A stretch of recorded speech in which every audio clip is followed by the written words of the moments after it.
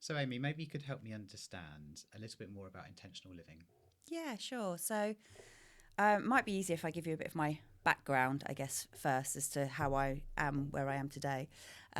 So, about 2018, I think it was, I wasn't feeling great, let's be honest. If I look back at it now, it was probably burnout. It's kind of where I got to. And just the work life balance was totally out of whack. Like, I had no life. And simple things like my husband and I live together. He has a son who is now an adult, but didn't live with us. We don't have children together, so there was only really the two of us, and we were in a 3 bedroom house. But it felt small and claustrophobic, and I just felt like I needed something else. And I literally went to Google, started googling like, how do I get my work life balance back? And I kind of came across this concept of lagom, which is a Swedish word, and it doesn't have a direct translation to English, but the closest piece is just the right amount. And that kind of just struck a chord with me in respect of actually, I don't have to be perfect. I don't have to, have everything. As long as I've got just enough to be happy, to be content, then that's all I need. So I started going through different areas of my life and trying to remove any excess that I didn't need and just looking to try and harmonize or balance different elements of my life. And that's where then sort of the intentional element of that came, is actually being present and thinking about actions and aligning actions with values, which is the intentional piece. So, if I give you an example, I went through my house completely, top to bottom, and got rid of anything that was excess. So anything that Marie Kondo says, anything that doesn't spark your joy or bring you joy, and anything that you don't need and use. And I literally went through and I got rid of boxes of photos from when I was a kid. I kept the special ones, and I put some of them onto like online storage. But even then, I don't really kind of go and look through them. So that probably was a step that I didn't really need to do. But just getting rid of excess stuff meant that it freed up my physical space, that then freed up my mental space, which then allowed me to start looking at other areas of life and things like, physical fitness. And I started to get back into yoga and um, what I was eating and my environmental impact and how I could live better in harmony with where I lived in my environment. So, physical environment and outside world environment. So, yeah, from an intentional perspective, it's just really thinking about our actions, aligning our actions with our values, and being mindful in the approach, not just consuming for the sake of consuming, be that resources, food, anything really. It's thinking about how we live and choosing to live the way that we would like to live rather than the way that maybe society suggests that we should live. Love that answer. Bit long winded, sorry, It's a great but answer. No, it's really important to know the journey that you've been on. There's a few different areas I'd like to touch on. mm, Firstly, the burnout piece. mm. What was that like? How did that feel? And how did you know? How were you able to give it a label of burnout? What were you feeling? Yeah, I mean, at the time, I didn't realize it was burnout. And it's really only from having gone through this journey and then being reflective and looking back on that experience that that's what I believe it was. But feeling very anxious, um, not able to see the wood for the trees, kind of being very overwhelmed and panicked by simple things, not being able to give the focus. I mean, you know, that the house reference, like I lived in a 3-bedroom house with just myself and my husband. It wasn't a small house, but it felt cramped. It felt heavy. Like they're just, yeah, there was this weight that was sitting on me that I couldn't quite shift, but I also couldn't work out really at the time what that was. I just knew that I wasn't feeling well. I wasn't happy. Yeah. And so, and that was that almost progressive. So you kind of just felt like it was slowly getting you down, slowly making it feel worse, and it just. Yeah, I think it was, and I don't think I even realised it at the time until it kind of got so bad that I was like, I don't know what to do now, and literally, you know, out of desperation, started googling like, how do I get my work-life balance back? I historically sort of, you know, growing up, I guess I would label myself as a perfectionist, and put a lot of pressure, self-pressure, to be the best and to do everything to the highest level. And I think that was also adding to it, especially from a work perspective, that I had to be the best and I had to deliver to such a high level that then work became all consuming. And I wasn't spending time outside of work on things that made me feel good. The work was on my mind all the time. And I think and I don't even know that it necessarily got to a breaking point. And I looking back, I don't even know if there was a moment. I just got to that realization of I can't live like this anymore. Something has to change. And yeah, then started putting things in practice to change it. Where do you think the I call it the hyperachiever. So it's like in positive psychology, everyone has a type of saboteur. Mm-hmm. So I've done some work on that a while ago, and it sticks with me now because I was self-labeled, not labeled through this mechanism. It was labeled as the hyperachiever, which is you're always looking to achieve. Being a high achiever is great. Being a hyperachiever is something that whatever you achieve, it's never good enough. Never good enough yet. Yeah. And you never look, you know, and even if you do really well, you hit your sales targets. I remember once when I worked at SAP, I delivered 200% of target, and I felt terrible about it, like a total imposter. I didn't deserve it. Oh God, I worked relentless hours for it. Yeah. When you think about that, where do you think that has come from? Where did that pressure? Is it from childhood? Is it something you've put on yourself? Where do you think it came from? That pressure. I think it does stem from childhood. I think most of our behaviours stem from childhood.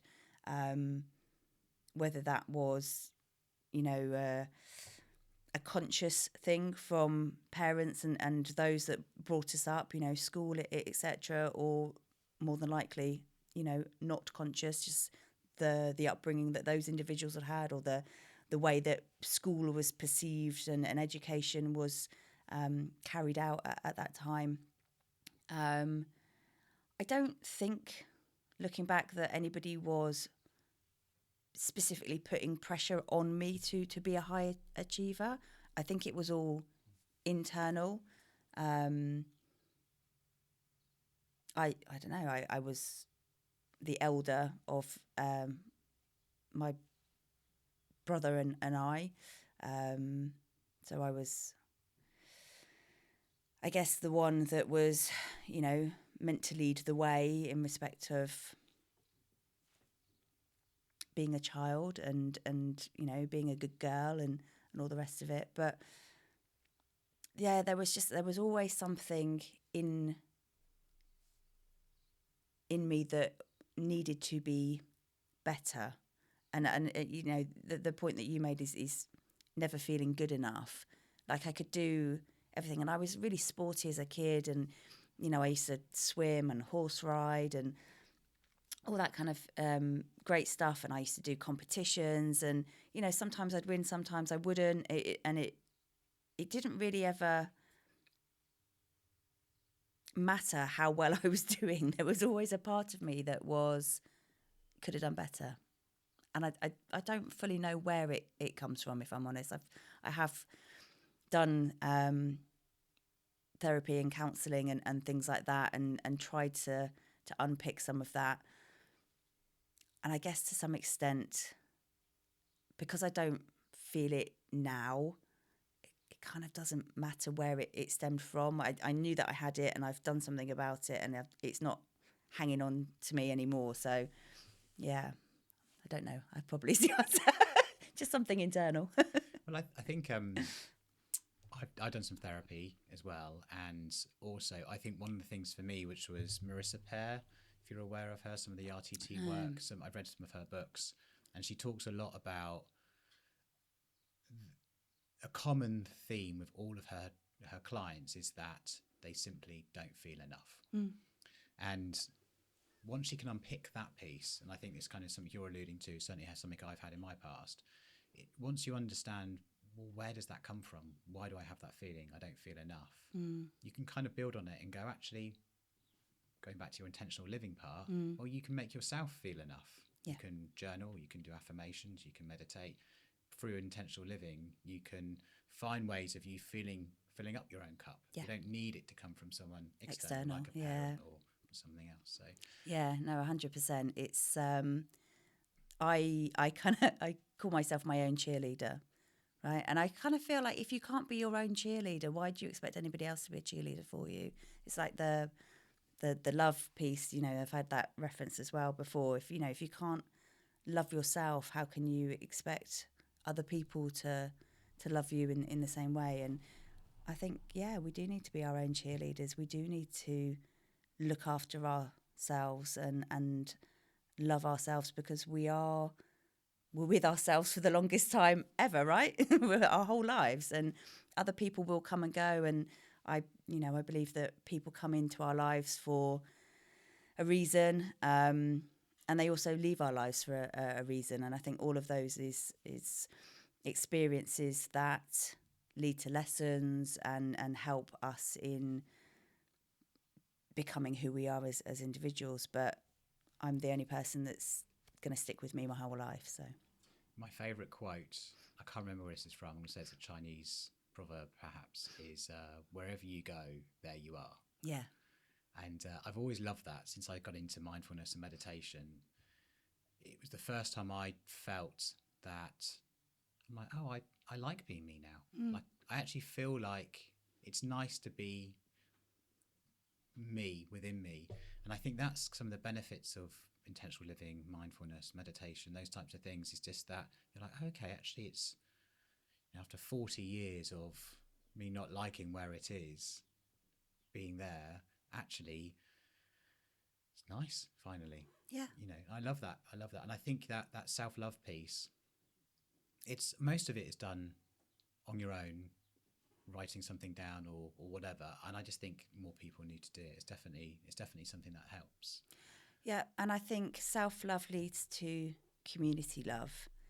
And there's this piece about, if I can love myself, then I can share that love as a community, and then we can all experience love. It has to start here in order for then you to be able to kind of have that ripple effect of, it flowing out to the community and your community and friends and family and work colleagues and everything else. So where does it, I'm also, when we're thinking about intentional living, I'm also thinking about it being a way of you proactively defining what you want your life to be like. Yep. So how you want to feel, how you want to be, how you want to show up.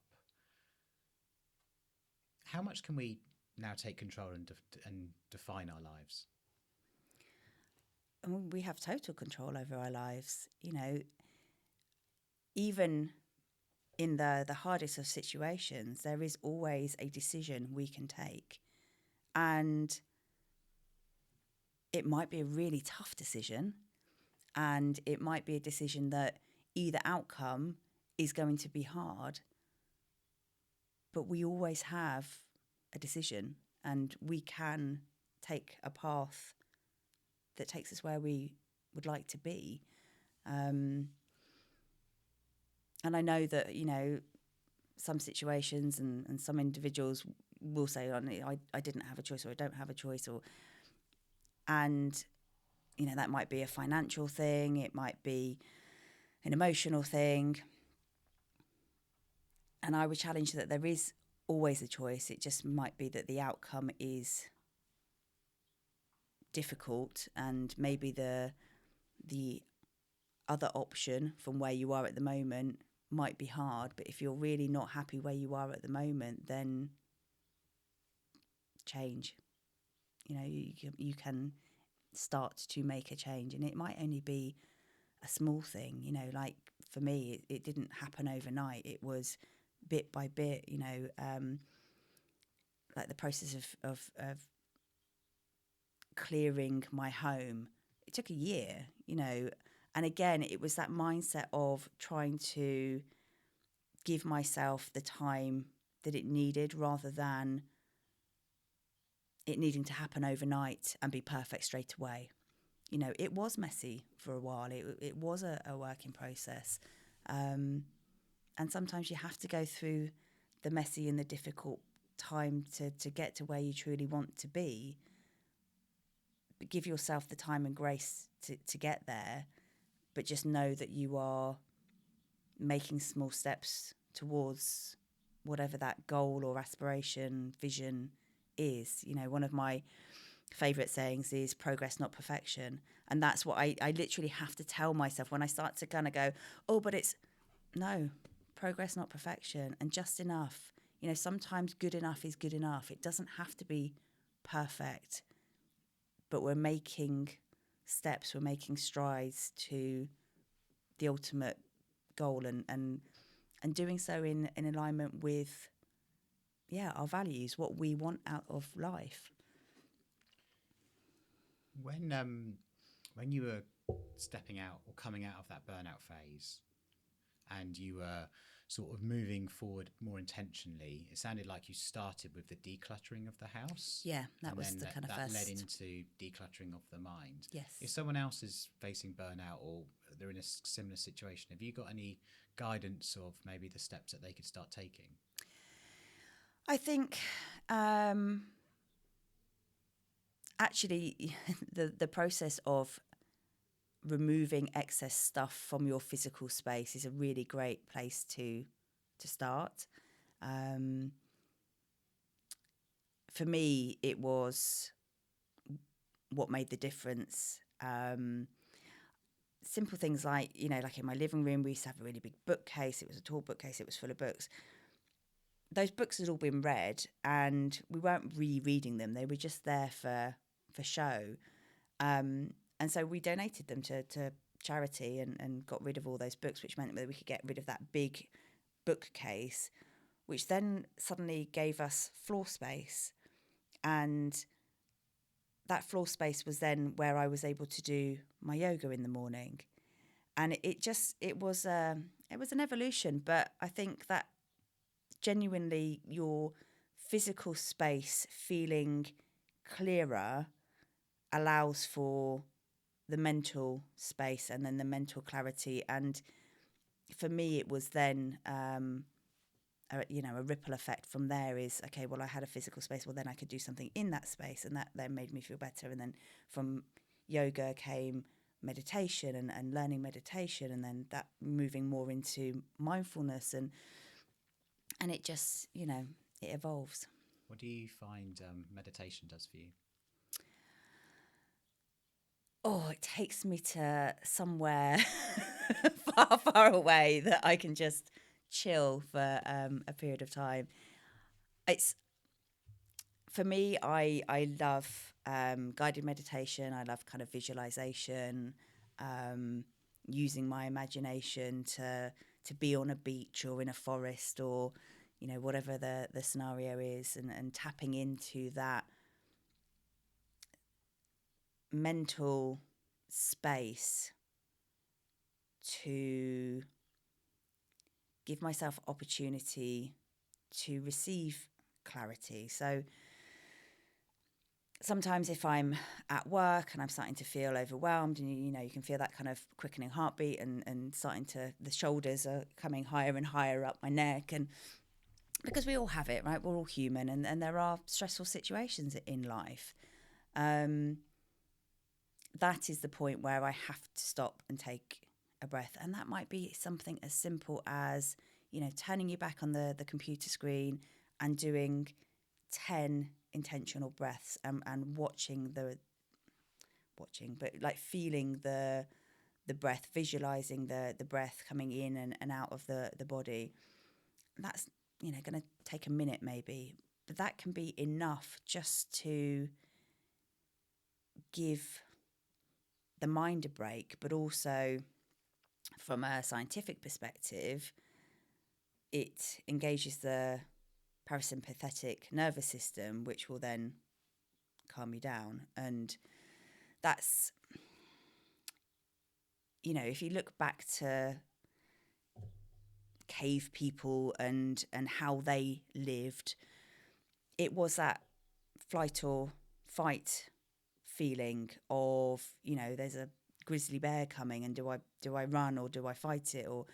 And your body goes into that panic mode, right? And we get the sweaty palms, and the heartbeat increases, and the stomach feels sick, and because the body is physically moving everything to your vital organs to allow you to be able to run or fight.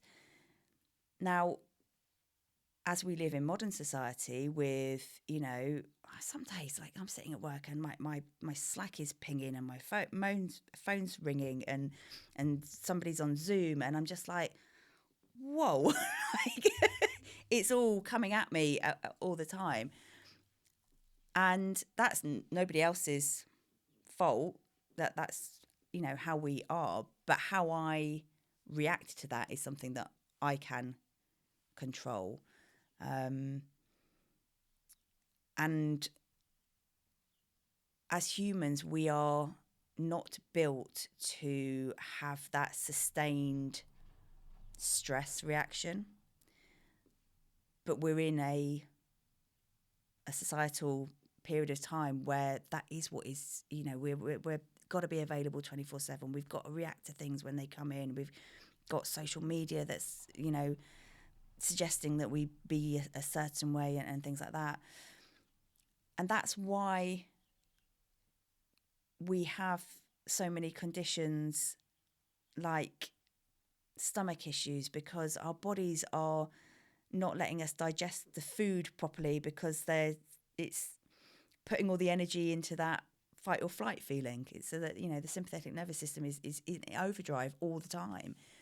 And the only way for us to be able to control that and calm that is to take some time, force ourselves out of that situation, which for me, meditation does. It allows me that time just to breathe and calm and engage that parasympathetic nervous system, so that actually I can breathe better, and my heart rate will slow back down, and then I've got the clarity to go back to that situation and choose which bit to address first. But it takes practice. It's not something that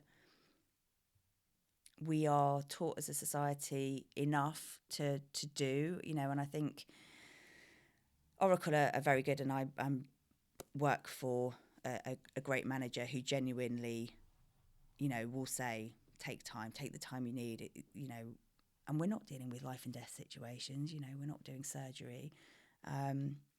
So if I need to take 10 minutes away and go and have a walk around the block, or go and stand in the garden and take some deep breaths, or just turn my back on the computer and breathe for 10 rounds of in and out breath, then that's what I will do in order to allow me to then be able to make the choice on the situation that caused me to feel stressed in the first place. Yeah, I think what you're doing is you're creating some space for yourself to be able to respond in the best possible way. Because listen, it's wonderful the technological advancements that we have now, Yeah. but email, Slack, LinkedIn, this call, that call, next Zoom, next presentation, it's constant. It is, And you know your mind is going from one meeting to the next meeting, that customer problem, this internal issue, we need to fix that. You know, there's just so much. And I think what you're doing there is you're creating space between the thing that's just happened, the moody Slack message you just got, I need this now, and then simply how you react to it. And I think I'm glad you shared that, because I think it's a great thing for anyone in any role to take on, especially whether you're in the office or you're working remotely like we do quite a lot of. Just getting that second away or a few seconds away before you respond. When you're heightened, respond in an hour or respond a bit later when you're calm again. Yeah. Because your response is always going to be better. There's no point having an emotional response to something. Yeah. It's just to try to find ways of calming yourself down. Yeah. Or if you need to get it out in that moment, write it down, but do not hit send. Do not accidentally hit send. Yeah, exactly. Just get it out of your system. Go and take the walk. Go and take your breath. Go and calm the body and the mind, and then come back to it and look at it with a fresh perspective. Because, yeah, that reaction piece is where we come undone, isn't it? We say things in the heat of the moment, or we respond out of frustration. And actually, if we just take a little bit of time to breathe, come back to it, look at it with a different mindset, and then we can take the intentional decision. We can not react, but actually respond in a way that aligns with how we want to be. I love that. That's great advice. That's great advice for working in the modern day corporate world. Yeah, that's it. And I appreciate that, it's maybe not appropriate for all roles, and but for the likes of the work that you and I do, and we do work at a computer screen for a large proportion of our time when we're not actively out with customers. But that time just to go, I'll come back to that later. We don't have to be responding within 3 seconds of it landing on our lap. I'm going to ask you a question about stress just in the corporate world, because one of the things that I think about a lot is how I can help the team perform at their best ability. And one of the things that I think about a lot is reducing stress as much as possible for them. We're in a sales role, and I think my view, and I've got a coach coming on in a week or two who's going to talk me about high performing environments. And actually they have some stats to say that teams that feel less stress are 20% higher, more productive. Just interesting your take on that. So one of my objectives is always to reduce the stress within the team as much as possible. There's only so much I can do, but from a manager's perspective, to try and find ways where it's we're having meetings at reasonable times, where I'm not overloading, or we're having just easy conversations. We're in a high stress role. We're delivering lots of revenue. How do you feel that people best perform, or how do you personally best perform? Do you prefer being under pressure, so some stress, or do you feel that it's better to how do you best perform? I think that an element of stress is actually good for us in respect of us driving to achieve our goals. I think if we remove stress completely, then we could have the tendency to just kind of float around and actually not be aiming to achieve something. So I think a healthy amount of stress is needed for us, but it's, to your point, removing the unnecessary stress. So like our roles, people go into sales roles because they enjoy it. They enjoy talking to people. They are, enjoying the act of getting something over the line, and the feeling of success when you do so. with that will come an element of stress. You know, there are deadlines and there are requirements that we have to meet by certain times. But if we can remove the unnecessary stress, such as, actually, I'm sending an email now, but, you know, respond when you can. Don't. One of my customers, and actually she's now a friend as well, which is great. She, at the bottom of her email, it says something along the lines of, I may send emails outside of traditional working hours, but that doesn't mean that you have to respond to them in outside of working hours, because that's her flexibility. She has a young son, and actually she takes you know, a period of time off in the afternoon when he comes home from school to be with him, and then she will work again later in the evening, and that's how she you know, has a balance in her life. But it doesn't mean that if she sends an email to a colleague at, you know, 8 o'clock in the evening, that they feel that they have to respond at 8 o'clock in the evening. Sorry, it can wait till the next day. So I think, to your point, you know, not having meetings at the end of the day, maybe, you know, setting a boundary that says we'll try and avoid any meetings on a Friday afternoon, which means that actually then if the team just need that space for creative thinking, or to go and have a walk around the block, or, you know, setting some of those boundaries and rules as a team, and almost sort of setting out how, as a team, you're going to collectively work together to support each other in removing that unnecessary stress. I think that's where you get the productive part of work. If I am under constant stress and I am reacting rather than responding, you're not going to get the best out of me. You know, you're not going to get my full thought on addressing a matter. You're not going to get my input in a way that is going to be productive and beneficial. So, yeah, I think taking away the unnecessary stress, the external pressures that can be avoided, to allow that space for then the good amount of, or the right amount of the lagom amount of stress, means that then, you know, we have an element of pressure to strive towards our goals, but without it meaning that we are unable to take the moments that we need for thinking about how we address situations, and giving our creativity to that, rather than just being, you know, response all the time. Yeah, I love that. It's about creating a healthy balance. Yeah. So Yeah. because, you know, being in sales, we're naturally, we love the conversation part. That's why we're in what we do. And actually, targets motivate me. So I like having a target, because that's like self-directed pressure. Mm-hmm. And so therefore there is a level of stress with that. Mm-hmm. So I think you're right. So it's a combination of both. It's reducing the unnecessary stress, which we just don't need, which isn't productive. Yep. And almost trying to find a way of keeping the productive stress, which is the target and the strive, the last push to get the order across the line. All of that stuff is the exciting part. It's almost like there's an exciting part of stress which drives performance, and then there's almost like the low part of stress, which is just like, well, we don't need to be doing that right now. We need to be focused on this piece. And that low part of stress is the clutter.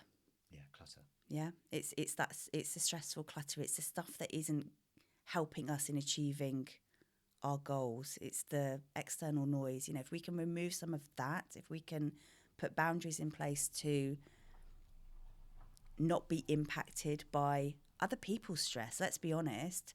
You know, somebody else's deadline, somebody else's urgency because they've not done X, Y, Z. We then end up taking that on because it gets pushed down, and that's where you need to be able to say, I'm going to look at that later. Like, that's not my priority right now, and be okay with that. Just removing that unnecessary stress allows me personally to then be able to focus on the exciting stress, the drive element of the job that we do. Love that. Love that. So I'm beginning to be more and more fascinated with well-being. Mm-hmm. Years ago, I probably wouldn't have understood it.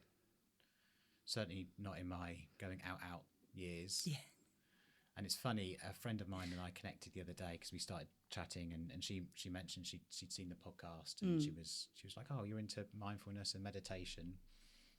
One of my friends who we used to go out with, and she said it's amazing that we used to go out to try and find ourselves, and the amazing thing, all the answers were inside us all the time. Yep. And I loved it when she said that. I thought it was great because she was one of the people that we, I partied with so much in those years. But as I've started spending more time on well-being, I just noticed just everything has got better. Relationships have got better. My family life has got better. I feel better. Everything's better. So I'm really fascinated and passionate about it. So I know we share the same there. So what I didn't realise until doing some research is that there are 8 dimensions of well-being.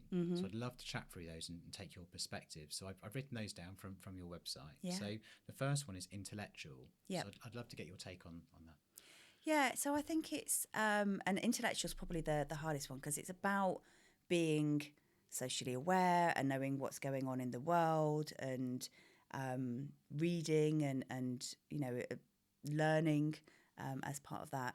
Sometimes that means that we have to tap into things like the news, which I don't know how you feel, but that in itself can be really overwhelming, because let's be honest, that it's not filled with happy stories, is it?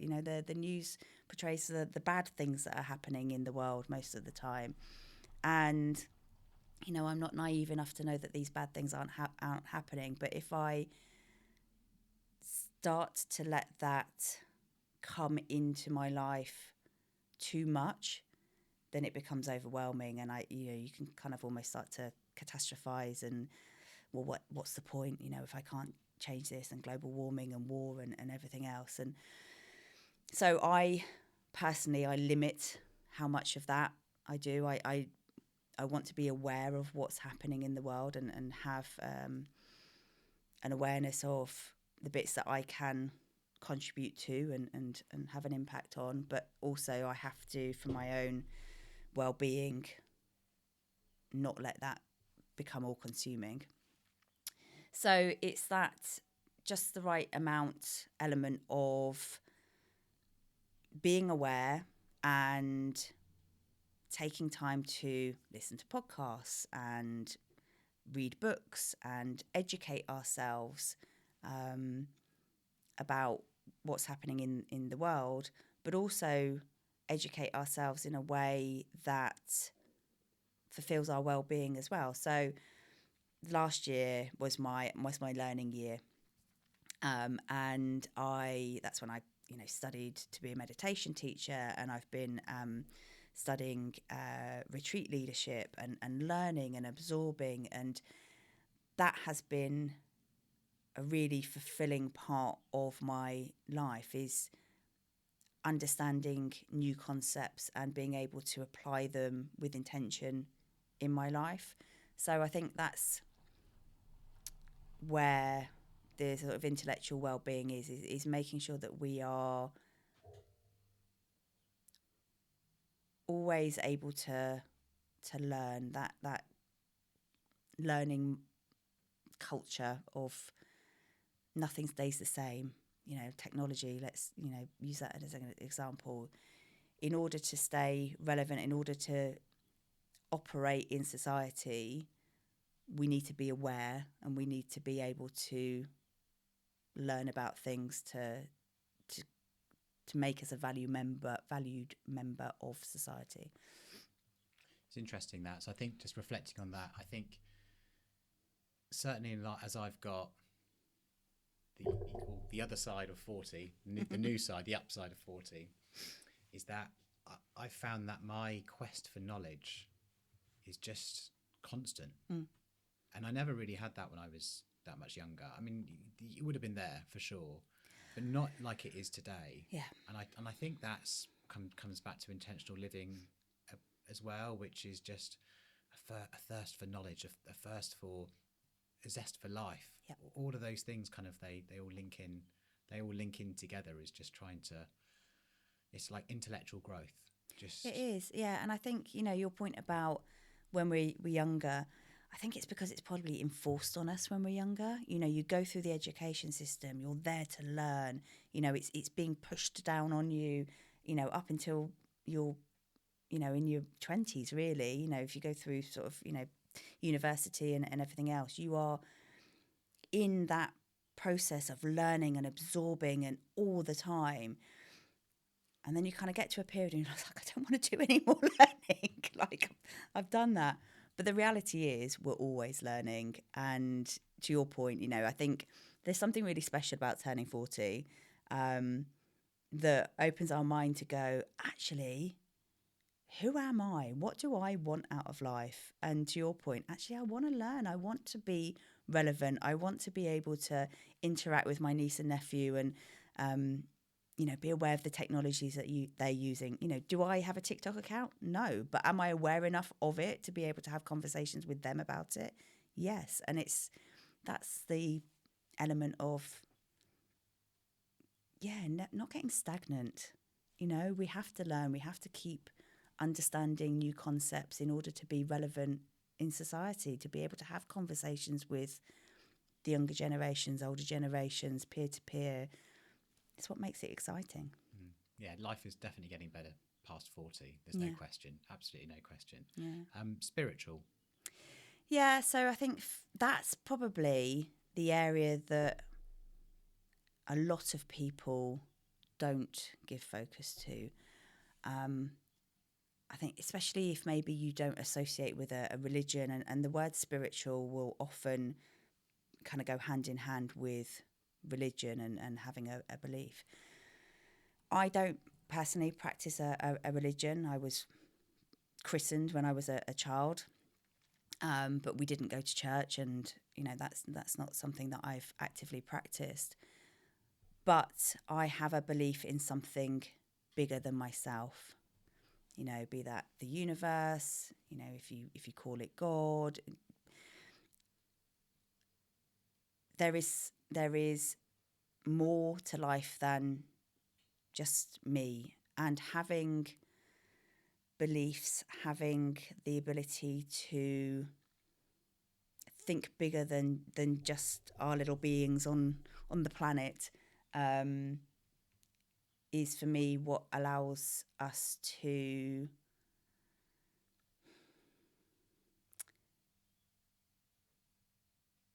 be more empathetic and I'm trying to think of the right words to describe it, but just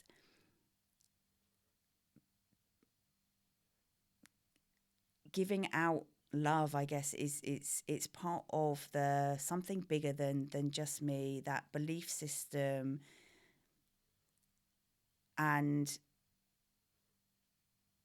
having that to helping guide your intention and the decisions you make, and call it woo woo, if you want. But for me, I genuinely believe in, the universe guides me down the path. And yes, I have the opportunity to take decisions and take my steps in where I'm going. But, we spoke earlier about the right people coming into our lives at the right time. I don't have control over that. Some of it I can make decisions that might lead me to a person. Like today, me joining Oracle, that was a decision that I took. And it's led me to so many wonderful things and meeting so many wonderful people and having these opportunities. 2.5 years ago, would I have thought that I was going to be sat here talking with you on a podcast about well-being and intention and things like that? No. That for me is the universe guiding me to where I need to be at the right time. So that's, I think, is that spiritual piece of just having that belief in something bigger than just me. Yeah, I agree with you. I love that as well. And I agree certainly around there being something bigger and something spiritual. But you're right, for me, it's not a religious belief in any way, but it's just, I don't know, it's just a set of beliefs. It's interesting because the way I internalize some of this is that I since doing more meditation, more well-being, more all that kind of stuff, and living more intentionally, like you're talking about, I feel like I can make decisions really quickly just based on how my gut and how I feel. Yeah. There's something more in that, because I'm not making a lot of these decisions. The answers are just because I think in my younger years when you would suppress because partying, drinking, all that kind of stuff, the answers couldn't get through. They just couldn't. Because you weren't making the space for them to come through. Exactly. And that's, the question you had earlier about the meditation, that's what you're making the space for, is for those answers that are already in you to come out. Yeah, that's. We'll talk about meditation quickly in that, because when I meditate, I like to have either a visualization meditation or a manifestation meditation. I manifested this. This is the podcast. This is all manifested in some respects. It was created in my mind first, and now we're making it happen in real life. So there's definitely a lot in that, providing you take action. But a lot of that, it kind of came from the inside when I was meditating or when I was out walking, and then the answers just came very naturally without me having to try or to push. I feel like that's the spiritual side of it, that the world is taking us to, once you're a bit more in tune, I'm still learning this, but the world is taking us on a direction which is right for you, and you don't always know the answers. Like, I didn't know I was going to join Oracle when I joined Oracle, so I didn't know this moment was going to happen, just nearly a year later. So it's crazy when you start listening to your intuition of what's right for you and putting yourself in situations. Yeah. And, I think the other piece for me is that having that belief that I'm in that situation at a specific time for a reason helps me deal with difficult situations. And there are some horrid things that happen in the world, and I'm fully aware of that. And I'm in a very privileged position that I haven't, experienced some of those situations that others have to go through. But in my life to date, when I have been in an uncomfortable position or an unpleasant position or what have you, I have to have this belief that there is a reason for it, and I might not be able to see that reason straight away. I might not be able to see that reason for years and years until later. But have you heard of the burnt toast theory? So it's that kind of piece of, I'm making breakfast and I burn my toast, and that means I'm going to be late for work now, and it's stress and but actually maybe you burnt the toast so that you weren't on the road at a certain time when an accident was going to happen, or it's that element of, I have to believe that something bad happening has had a ripple effect for a reason. So yeah, I burnt my toast. It's annoying and frustrating, and it means that I'm going to leave the house 10 minutes later than I should have. But there was a reason why I had to leave the house 10 minutes later rather than go at the time that I was planning to go. And I agree. I love that as well. It's really interesting because when I reflect on parts of my life, there are moments in my life which were really tough, really difficult, depression, and lots of high anxiety going through COVID, working in quite a challenging workplace and with a previous employer. And the amazing thing is, if I didn't go through those years, I wouldn't have context today. And I never realised that's what it was about. That's what my book ended up being about, i.e. Lost in Your Shit, which was, having anxiety and depression, and how do you get out of it? Well, it comes back to, your mind, it comes back to your body, to are you following your soul, your purpose, all of those sorts of things. If I didn't go through all that stuff, I didn't know why I was going through it at the time. Again, that wasn't me deciding I was going to go through that. That was something that was happening inside me, which is, if you believe in something bigger, which is somehow communicated to you, those feelings of depression or those feelings of burnout, like you said, I feel like you had to go through it for a reason. Yeah. And if you almost take a positive view on the challenge that you're faced with, you can kind of look back in future years and go, oh, but I overcame it, and now this is what I'm either giving back to the world or I'm giving to other people, I'm passing on in some way. Yeah. Because your struggle becomes your story. It And does. I've really lent into that recently and understood that more. So Yeah. And I think, sharing that with other people helps other people, right? And exactly that, to your point. If I hadn't gone through that experience, I wouldn't be talking about it now.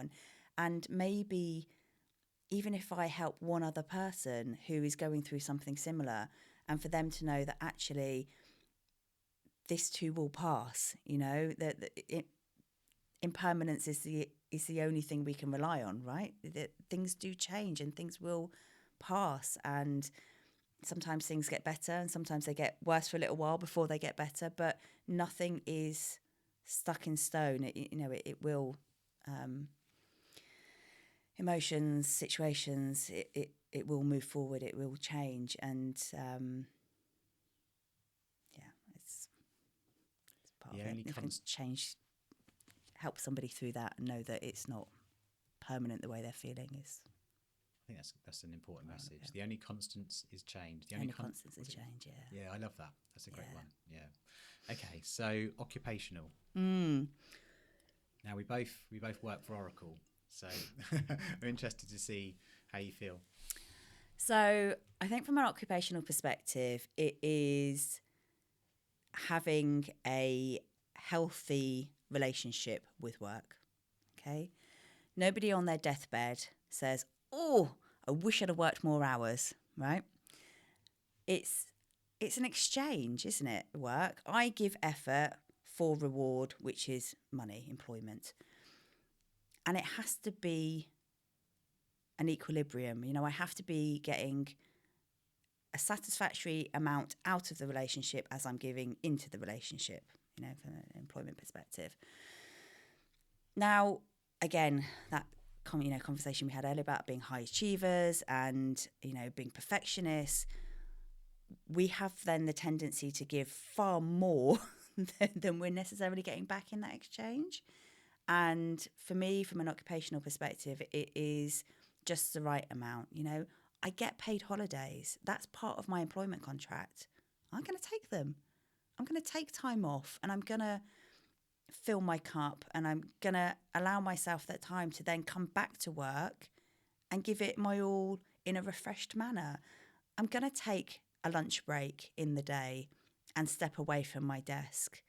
Okay, yeah, there's sometimes when the peak workload and I'll work through lunch and what have you, but then I'll take it back later, because that is the exchange. That's my contract. That's what I'm allowed to do. I shouldn't feel guilty for taking my holidays and taking a break in the day and needing 10 minutes to go and walk around the block, or actually, can I take that phone call on my mobile rather than on Zoom because I don't want to be sat on my computer right now. But I still want to work. I still want to, give my best self in this situation. So for me, it's about that fair exchange and making sure that I am not self-guilting myself into giving more than I need to, but giving just the right amount for what I need to do to be a valuable employee for Oracle. And I think the other part of occupational well-being as well is we spend an awful lot of time at work.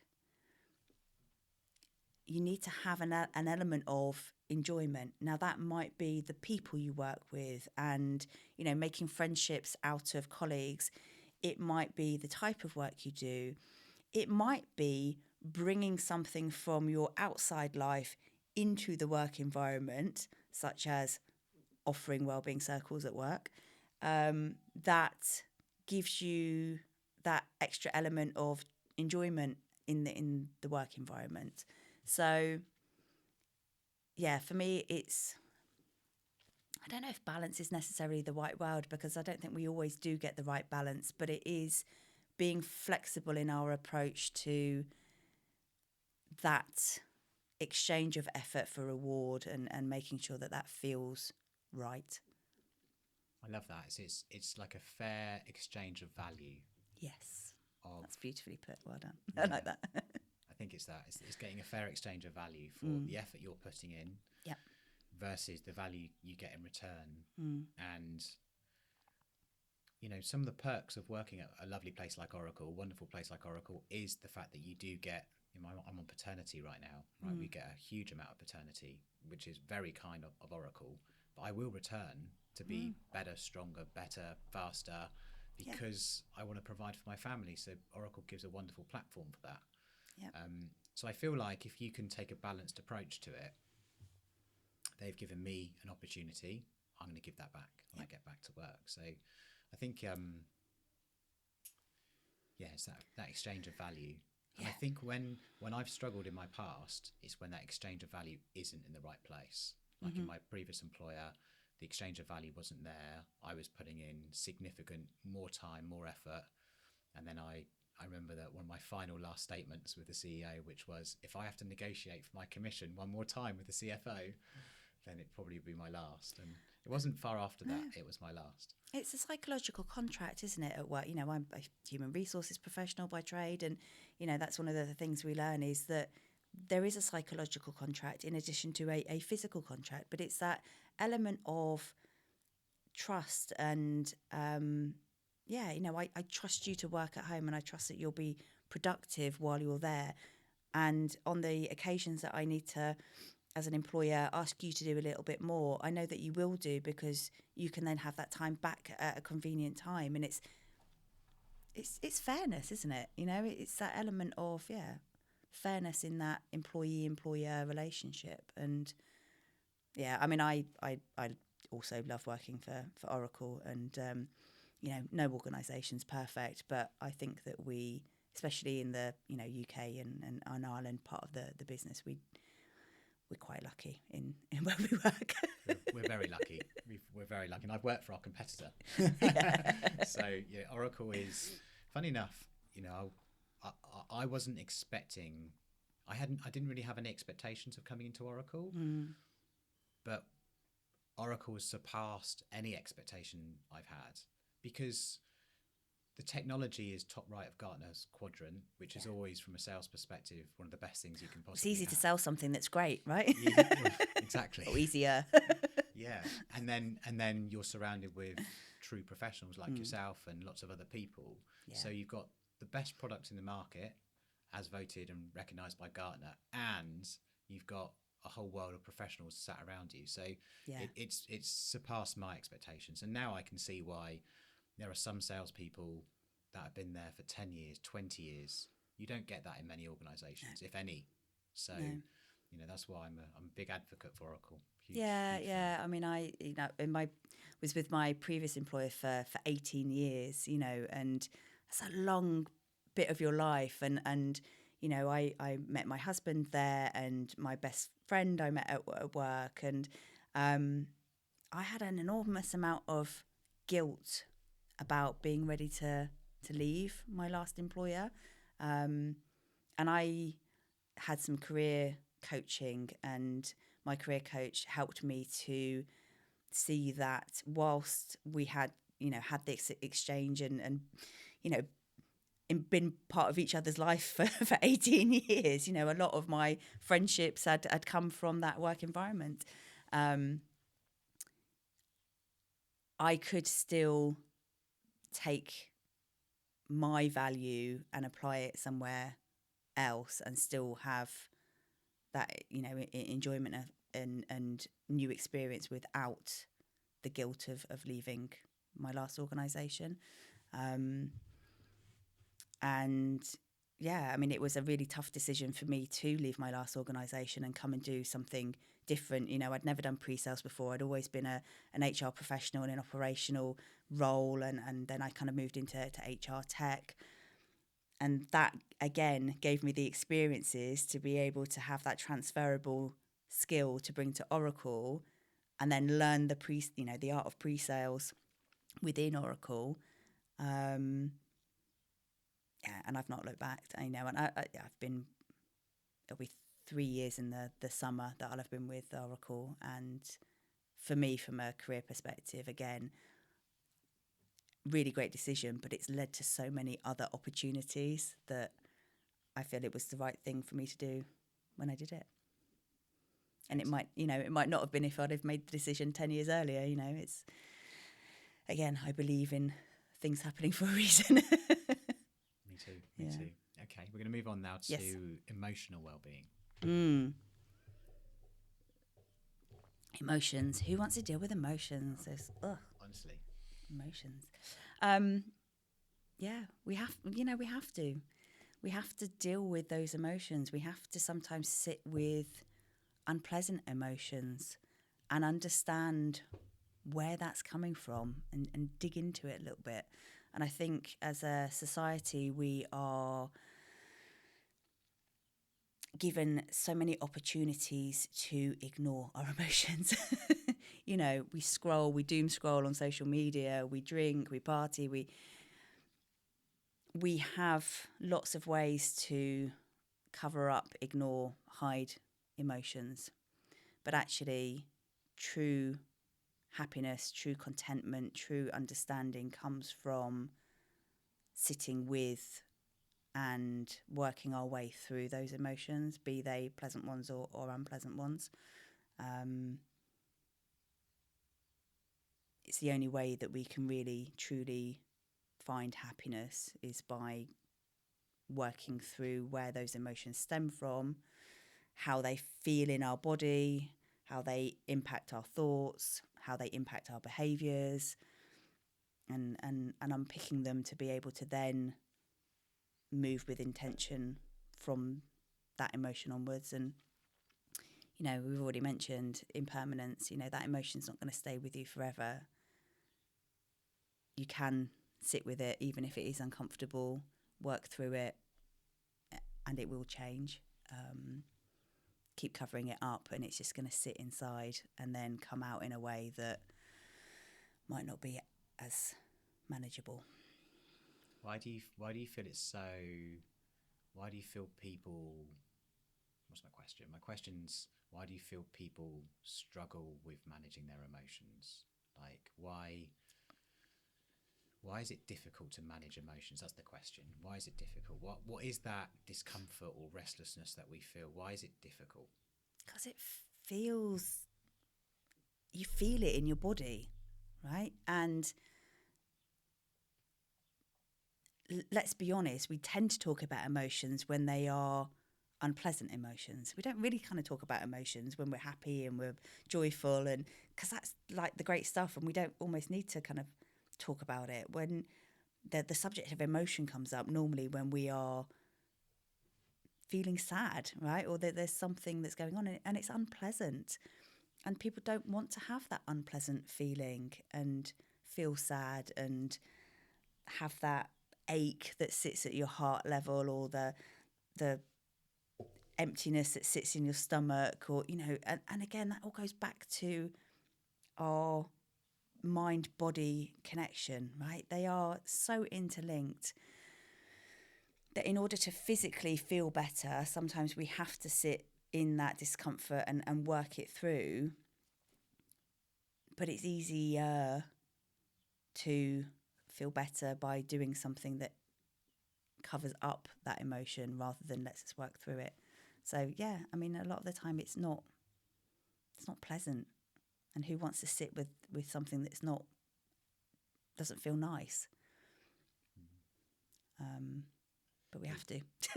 We do. The biggest breakthrough I had from an emotional well-being perspective was that when I started journaling, I started tracking how I felt, my emotions. So there's a great journal, Mind Journal, which is specifically for men, and it helps you kind of articulate what you're feeling, how do you feel, and I'd really recommend it.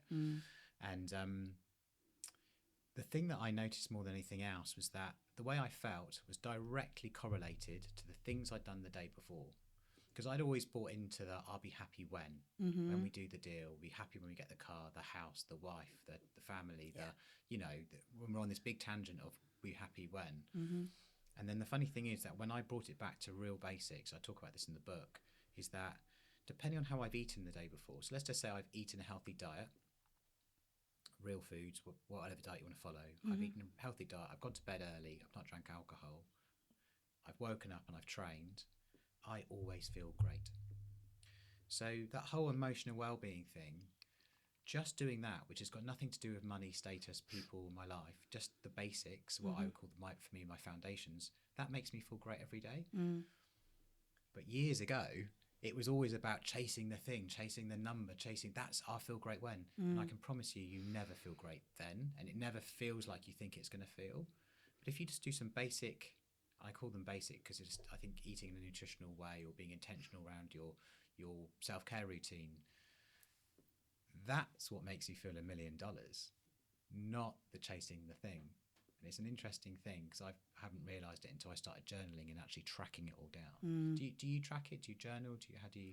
I do journal. I don't tend to track it, although I'm aware of those type of journaling prompts, and I think they are a great way for people to start to actually think about how they're feeling and acknowledge that element of emotion, because sometimes we just, if we don't stop and think, we just carry on and ignore them and hide them and everything else. For me, I try to spend some time to see how I feel in my body, which then kind of aligns with probably my, where my thought is at any time. But actually, do I feel heavy? Do I feel panicky? Is my heart rate increased? Or for me, it's sitting in meditation and focusing on those bits of the body that allows me to kind of tap into it. And sometimes, just journaling and getting all of that noise that can sit in the head out onto paper.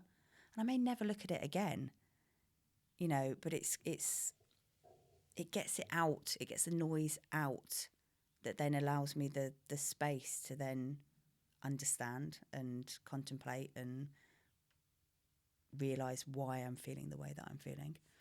It's really interesting you said that, because when I journal, I don't go back and read my journals. No.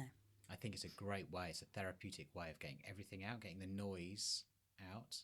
And when I write down, I'm calm and considered and pragmatic, and that somehow that has a link into my mind, which now tells it kind of sets an intention of now being calm and pragmatic, which is far better to how I want to be for me personally. I don't want to have all these ruminating thoughts constantly. And when I find like I have that, first thing I think about doing is walking. Let's write it down. And then this person who writes it down, I'm like, that's the person I want to be. Yeah. So I love that you said that you don't go back and read them, because I don't either. I can just write on a piece of paper and get rid of it all, write in the journal and never look back. Yeah, the process for me is the writing it down, is the getting it out of my head. It's not necessarily what I've written. No, it's just getting it out and just let's writing. So I think that's great. Okay, we're going to move on to financial well-being. Yeah. Finances, we need them, right?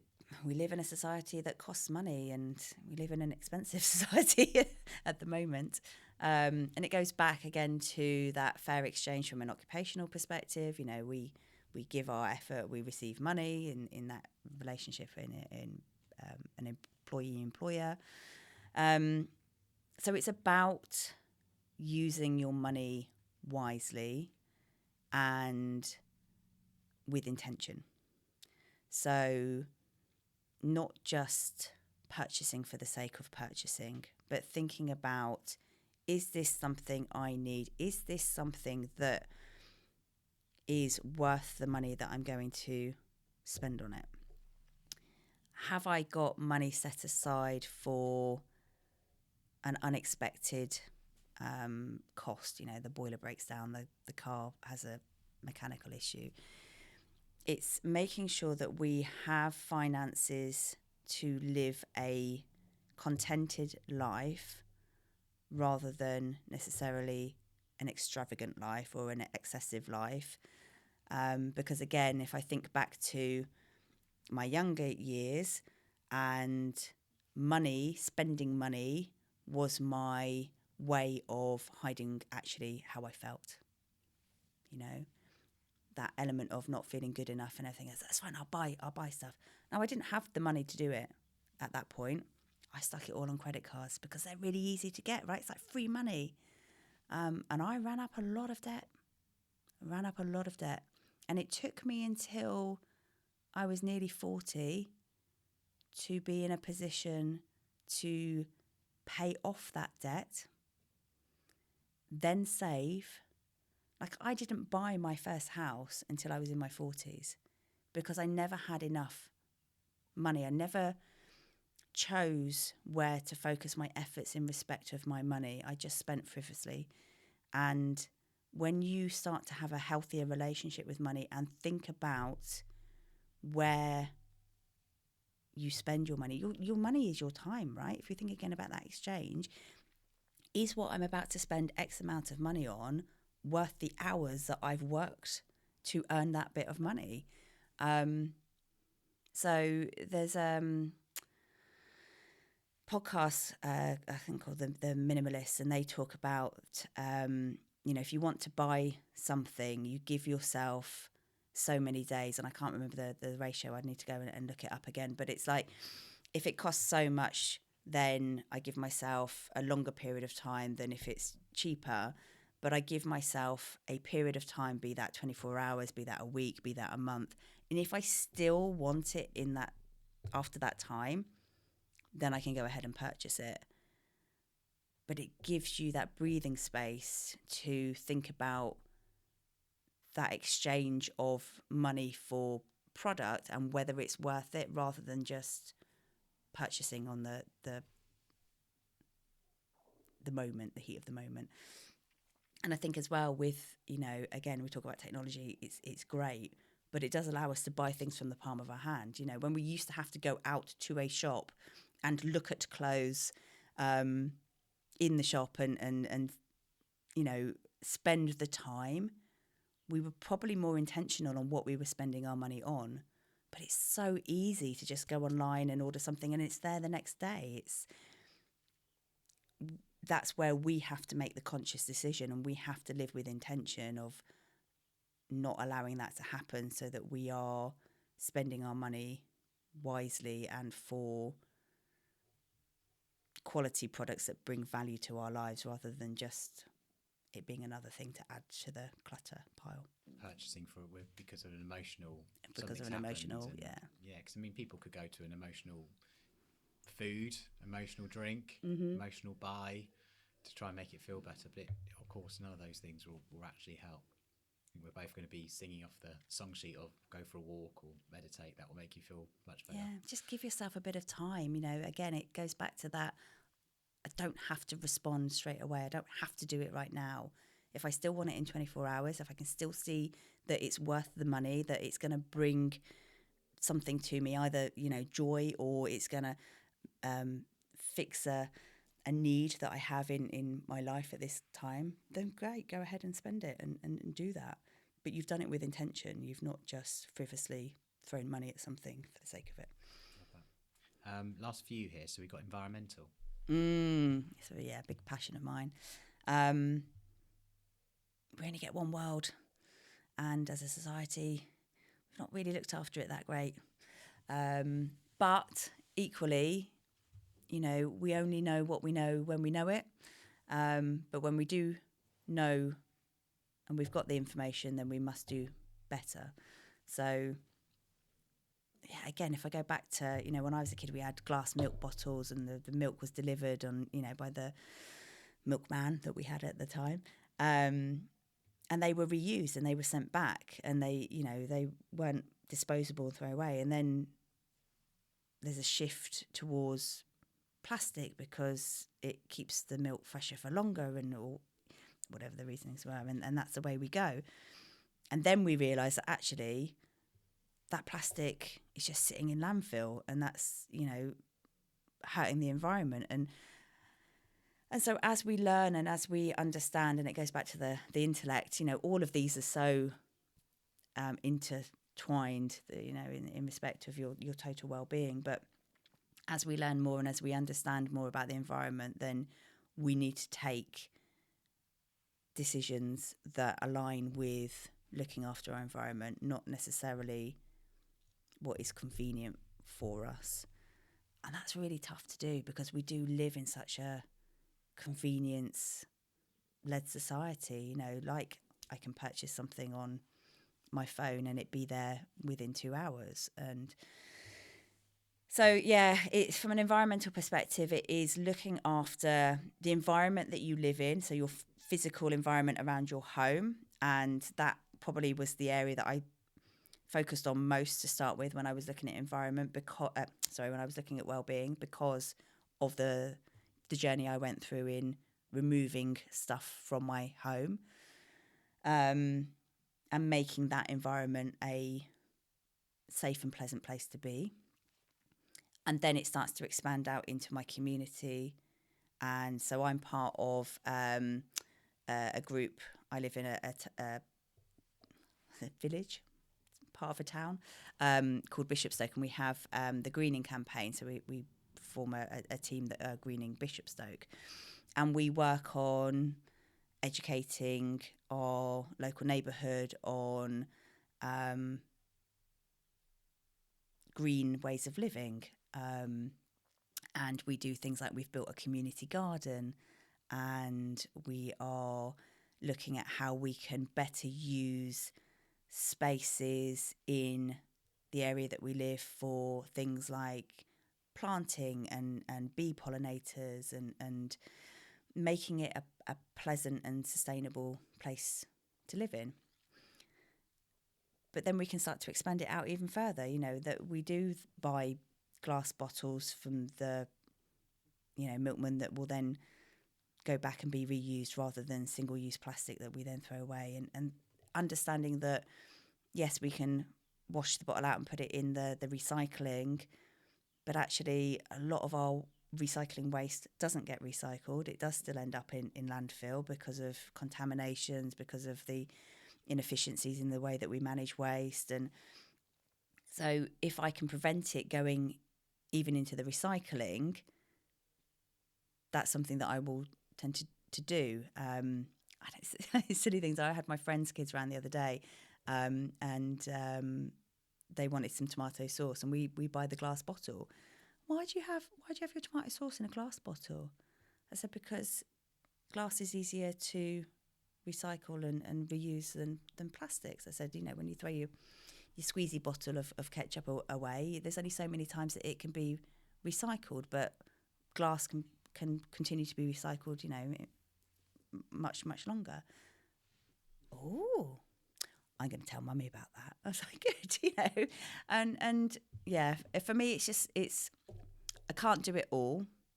I'm not going to save the world on my own, but I can take intentional, conscious decisions about the way that I live to support a more sustainable environmental future for the likes of my niece and nephew and my friends' kids. And, I want them to live in a nice world. I don't want it to be houses built on top of landfill sites because we can't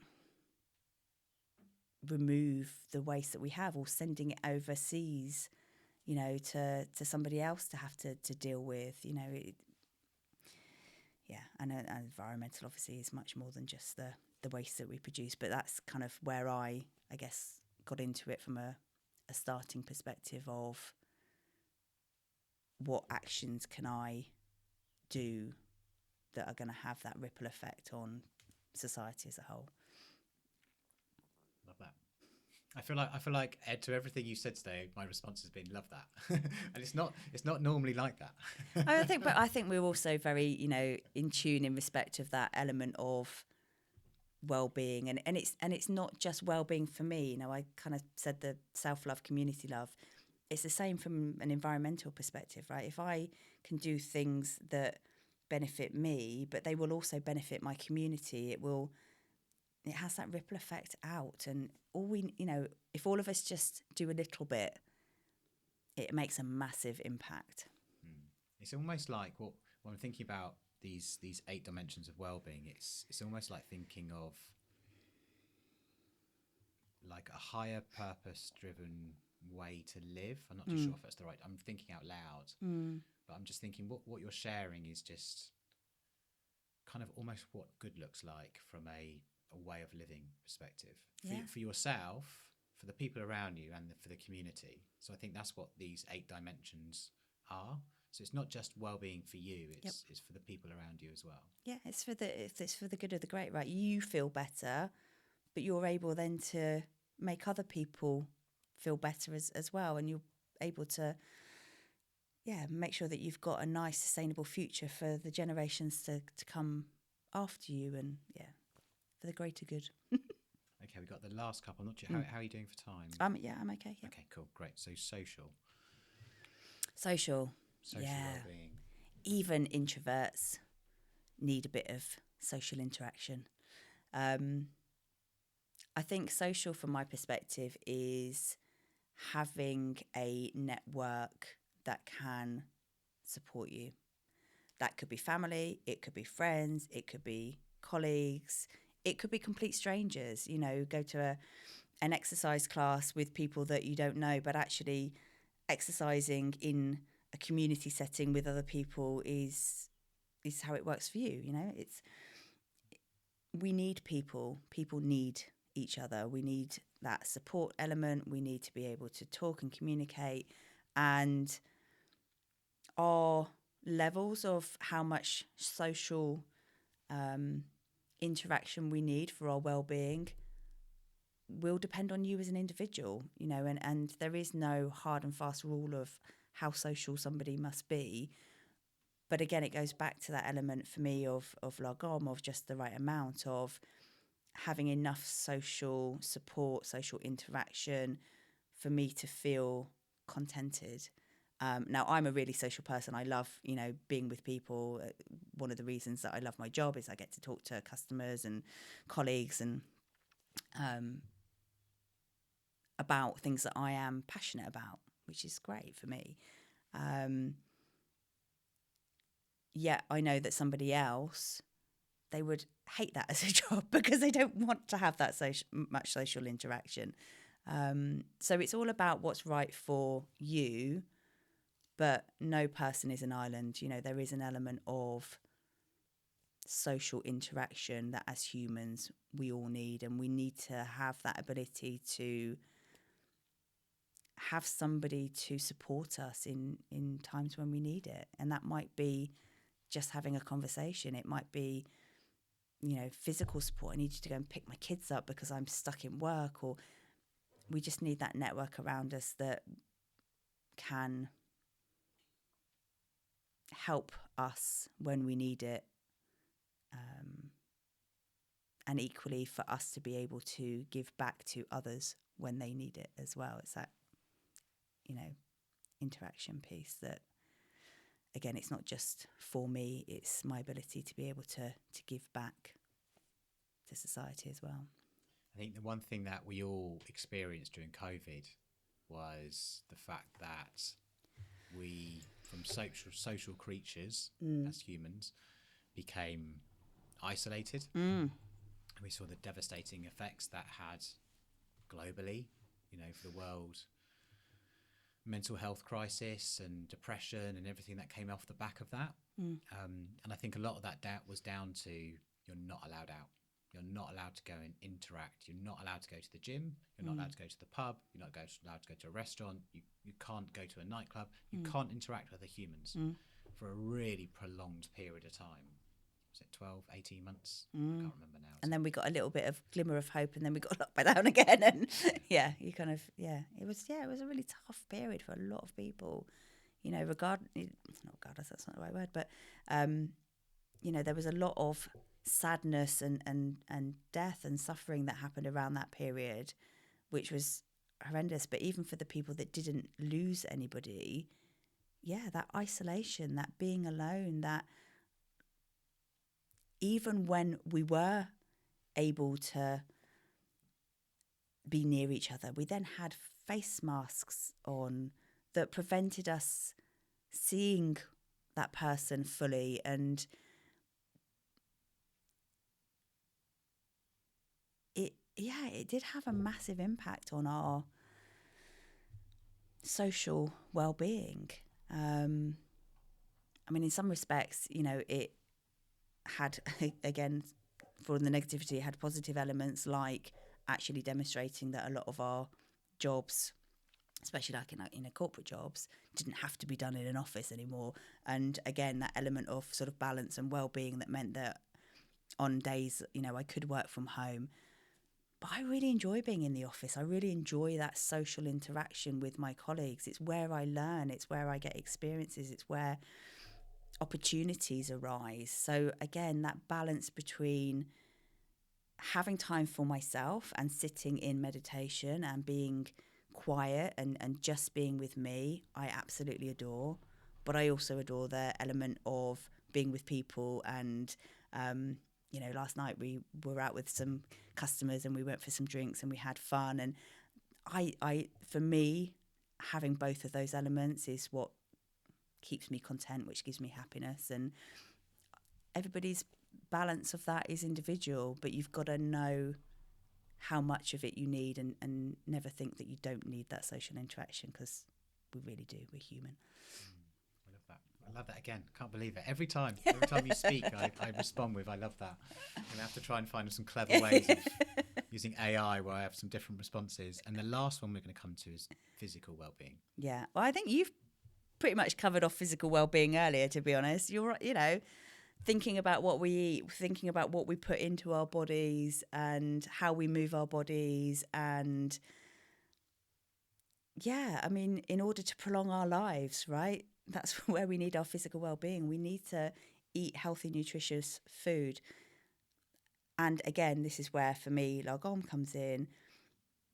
I can also enjoy a pizza at the weekend if I want to. It's that element of just the right amount, and I used to be very fit. I was a competitive power lifter before COVID. It's one thing that COVID kind of took away during that time. I wasn't able to train and exercise in the way that I had been doing before COVID. And I haven't gone back to it after COVID, because actually my priorities have changed and my life has changed. And I still enjoy exercise and movement. We're on the last day of January, aren't we? So I'm about to finish doing 31 minutes of movement every day in January for the 31 days of January, as a Move for Mind challenge for the charity Mind. Just to get me back into enjoying physical movement again, and getting back into good habits, because I had kind of, latter part of last year I was not moving as much as I would like to. But I started to get back into running. And again, for me, I do things like Saturday park runs because I like the social element of it. So if I'm with my friends and I'm having a chat, but I'm also running or moving or walking or what have you at the same time, that's where I get my pleasure from exercise and movement. So yeah, it's about doing things that ultimately are going to mean that we are healthier, are going to prolong our life. But it's also about taking proactive actions, like making sure that we go to the dentist regularly, making sure that we have opticians appointments, actually going and speaking to a medical professional if we're feeling unwell, and not ignoring it and putting it off and thinking things will go away. It's that element of maintaining our physical health and well-being, which allows us then to enjoy all the other elements of well-being. They're just so intertwined. It's what makes us human and gives us a level of contentment in our lives. It's interesting to me that we finish on physical well-being, because for me, that's where I start. That's everything starts and ends with physical. And I will always talk about the gym and lifting and CrossFit and training and walking. And for me, they're all the things, they're all the go-to things. But, that's also in the past been, running and all those sorts of things as well. But I think at this moment, I just wanted to share something, because I think one of the one of the things that I've noticed for me personally, and only in the last few weeks, is that I was feeling good all day, and I was going into evenings, and I've noticed I was like, I'm just surviving to get through the evening, and I felt like I was like, well, what is this? What's this telling me? I couldn't really put a point on it, and some of that is due because 5 o'clock we go and get a glass of wine, but because I'm not doing that now, there's always kind of like, well, there was a restlessness inside me, and I spoke to my coach around it and just said, I don't know what this is, but I feel like I struggle to get through the evenings anyway. So we talked through some different plans and all those sorts of things, and then I made one simple change, and it's completely changed my evenings. In the garage, I have some weights. So I thought, if I just replicate my morning at 5 o'clock or 5:30 or whatever time I get, just for 10-15 minutes, I wonder how that will change. So anyway, so recently I've been going out to the gym. I do a really quick 10-minute weight workout, upper body workout or whatever. I'll do some mindfulness for 2 or 3 minutes, set an intention for how I want my evening to be. Every time my evening is better, and that restless energy has gone. So I think it's this thing of self-inquiry of what's going on inside you. And for me, I found like that little refresher, that little boost really makes a huge difference. So it's a really nice way of being able to manage the transition from work to home as well, isn't it? It actually kind of gives you a definitive stop of work, which then allows you to kind of reset for then home life as well. And I think that's, the dangers that many of us have, especially if we do work from home, is that again, it goes back to the occupational piece around we can let the work bleed into home life and vice versa. And for some people that works and it's okay, and actually, that works for them. But for others, actually putting that boundary in place of, at this point, that work stops, I do something for me, and then I'm home for family, or, whatever your situation is of an evening. It's just quite a nice way to manage that transition between work and non-working time, isn't it? And giving yourself that break. Yeah, it's interesting. Yeah, because I thought a lot about it, because I was always thinking I want to show up better for my wife and 2 boys now. Now we've got a newborn, and I was like, well, this restless energy isn't really helping me. And I think it was just something to do with the transition. I'm not there yet, but I think there was something in that transition, because work Simon's a different person to Daddy Simon, completely different as characters. Although I try to integrate them as much as I can, but it's very hard to be who I am for a daddy for a 4-year-old is really different to who I am as a sales leader. Yeah, I mean, I don't know, probably debatable, depending on some personalities. But yeah, no, that's funny. But that little 10-15 minutes for me has really made a huge difference. Yeah. So anytime I feel like there's something going on inside, and that's why I'm again a huge advocate for movement. Yeah. Whatever that means for you, yoga or walking or whatever, but some sort of doing something physical for me always frees up inside. Yeah. And now because I always thought, God, what's wrong with me? Why do I get this? Well, it's just a bit of excess energy. And I think that's all it is. My body is saying, you've got some excess energy. So I'm like, I'll go and use that energy now for the thing that also you're trying to improve, which is your health and your fitness. Yeah. And then my evenings are just far better. Yeah.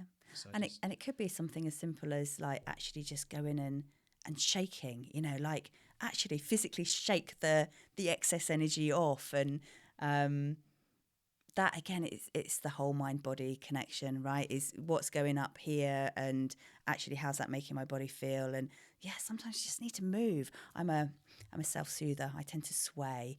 And I know I can feel myself doing it. I sway quite often, like in meditation as well, like that kind of body mind movement piece. But yeah, moving our bodies is so important, and for that healthy element of physical health that helps then with our mental health, and it's all just connected. It's all connected. Love that. So we're going to finish off just through talking through some of the retreats that you're working on. So I know you've got a few coming up, or a couple coming up. So maybe you could share a bit about those. Yeah, it's one of the things when I was kind of going through my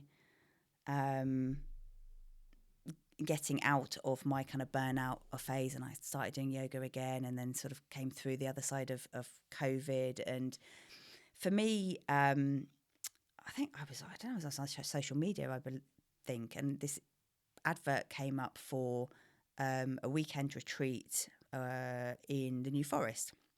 And it wasn't aimed at women only, although actually the group that I ended up with, we were all women. And for some reason, I was called just to do it. I'd never done anything like that before. I didn't know anybody going. I didn't know the woman that was running it.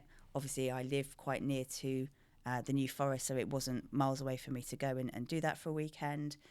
And I just signed up to do it. And I got there a little bit anxious, a little bit nervous, sat in circle with these other women, and the retreat host sort of introduced herself, and she said, for the next 48 hours, you don't have the responsibilities of home life and work, and I will help guide you where you need to be, when you need to be, let me take that responsibility. And I burst into tears. There was just something that it's like a weight had been lifted off my shoulders of not having to be the one that was responsible for everything at that time. And that's what I want to be able to give back. And the retreats that I'm doing this year are female only, mainly because I am female. I understand the pressures of professional women. That's who my retreats are predominantly aimed at. Because as women, even with supportive partners, we still generally carry the mental load in relationships. We are striving to be great in our professional careers and give that our all. Many of the women that I work with are parents, they're mothers. They are bringing children up and making sure that they are trying to give family the right amount of time and attention whilst not letting work sacrifice. And there are so many pressures, there's so much that women in today's society kind of hold and carry, that we have the risk of losing our identity, not actually knowing who we are as individuals, rather than the mother, the daughter, the wife, the employer, the employee, actually who are you as an individual? So that's what I am hoping to help women with on my weekend retreats that I'm offering this year, is just to give them space to be themselves. And we will have things like meditation and yoga or exercise, or we try and incorporate all elements of the 8 dimensions of well-being into that weekend. But also everything is an invitation. And when we go back to that kind of discussion we were having about intuition and knowing that the answers are there, the invitation is there for women to participate in these things. But equally, if they don't want to, that's okay. If you don't want to come and meditate, you want to just have that extra bit of time for sleep, and that's what your body needs, that's okay. It's no judgment. It's just an opportunity to be, but to be again in, from the social wellbeing perspective, in company with other women who understand and empathize, and it's building that community of people that we can support and who can support us through life and understanding. And so that's what I'm trying to do with my retreat offering, is give to others that experience that I had. And I, from that first weekend retreat, I've then been on other longer weekend retreats and international week retreats, and I'm privileged to be able to go this year, April now, to Costa Rica with other retreat leaders. So we're going on a retreat leaders retreat, So not only do I get the experience of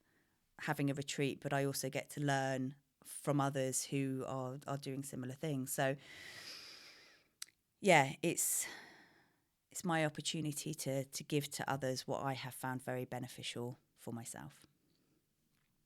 When someone goes along to something like this, let's say they've never been to something before, but they're curious, what do you think? What are they going to experience, and what's the outcome going to be like for them? So, from an experience perspective, they're going to experience community and opportunities for self-value.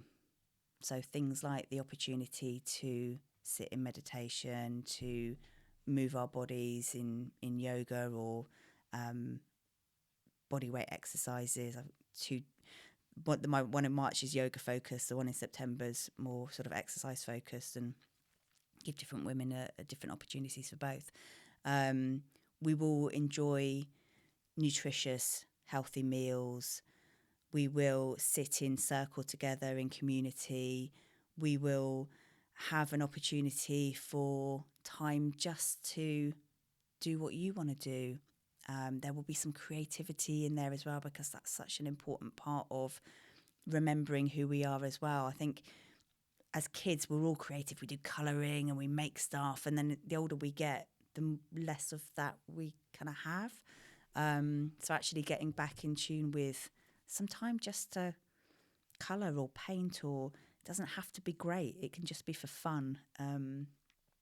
So those sort of opportunities. And I mean, I want to hold space for women to get back into who they are and what they enjoy, what fills their cup. Give them the space to be able to do that away from the day-to-day life challenges that they have. I mean, I personally found on that first retreat that I went to, I would say it was transformational. I'd love for the women that come on my retreats to feel the same way.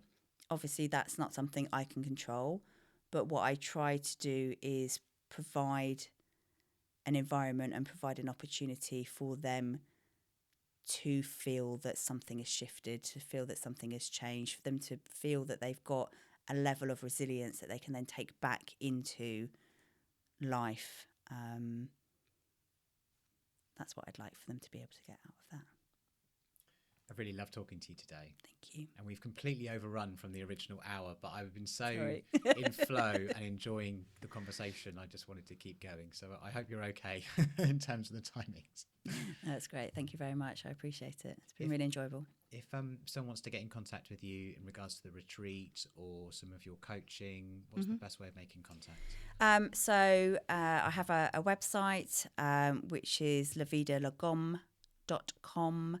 And on that website, it explains the name, which I appreciate is a bit unique. We've obviously spoken about some of the Lagom elements to it today.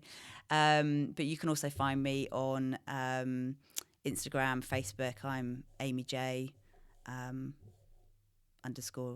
La Vida Lagom, I think, or on LinkedIn, which for the majority of, my network is where people will find me. So just Amy Jaggers. Lovely. Thank you so much for your time today. It's been a real pleasure. Thank you, Simon. Appreciate it. Thank you. Cheers.